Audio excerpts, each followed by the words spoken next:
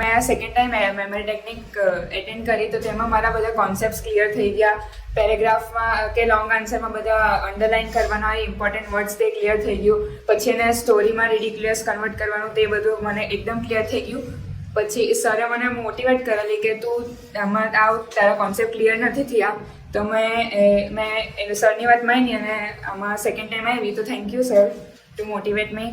પછી memory technique last time કરતાં મને આ વખતે બહુ મજા આવી, કારણ કે આ વખતે મેં લીડર હતી. તો પછી સરે મને લીડરશિપની સ્કિલ્સ પણ બહુ સર પાસેથી શીખવા મળી. પછી મેં કેવી રીતના બધું લીડિંગ થાય એ બી ખબર પડી.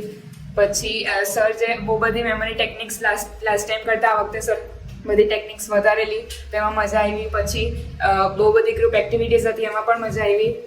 પછી સરે બહુ બધી ટેકનિક મેડિટેશન પણ કરાવ્યા, સ્લીપિંગ મેડિટેશન, એમાં પણ મજા આવી. અને last of all I am very thankful two sir and ma'am. Thank you.